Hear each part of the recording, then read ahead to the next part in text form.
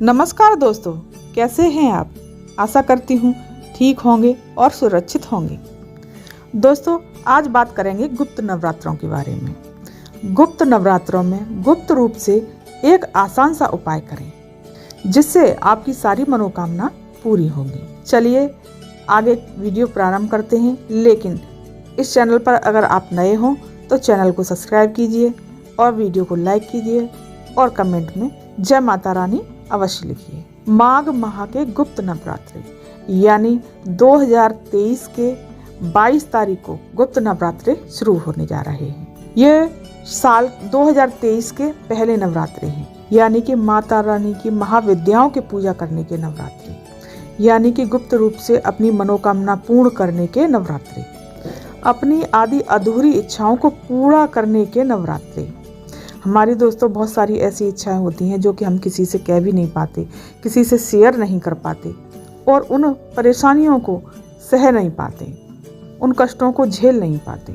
उन समस्याओं से निजात पाने के लिए और अपनी मनोकामना के लिए इन नवरात्रों में उपाय किए जाते हैं और माता रानी की विशेष पूजा की जाती है। तो आज एक सबसे अच्छा और सरल उपाय बताने जा रही हूँ, जो कि इस उपाय को प्रत्येक महिला, पुरुष, बच्चा, बड़ा सब लोग कर सकते हैं।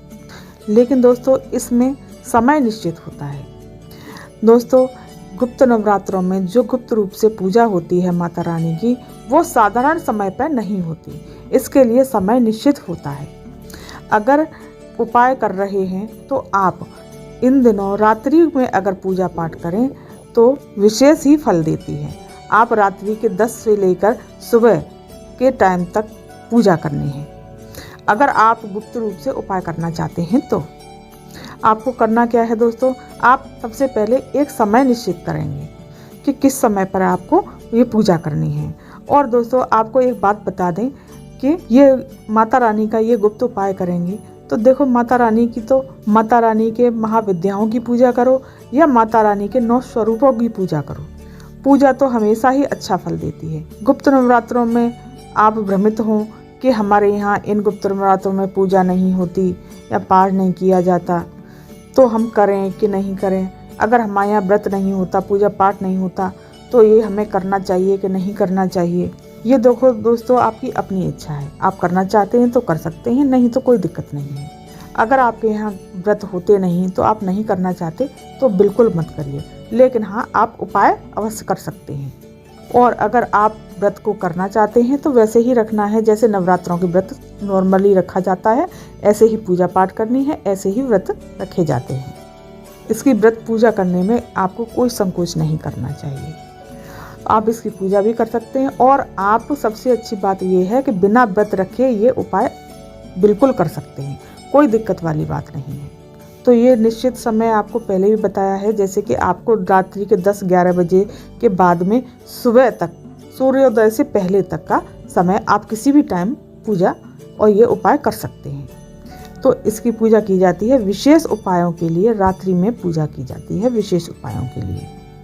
तो दोस्तों, एक उपाय बताने जा रही हूँ जो कि आप प्रतिदिन करना है गुप्त रूप से मनोकामना पूर्ति के लिए। कार्य में बाधाएं आ रही हों उनको दूर करने के लिए, जीवन में कष्ट आ रहे हों उनको दूर करने के लिए, मांगलिक कार्यों के लिए, विशेष मनोकामना पूर्ति के लिए, जो आपकी मनोकामना पूरी ही नहीं हो रही हो उनको सबको पूरा करने के लिए ये उपाय आप कर सकते हैं।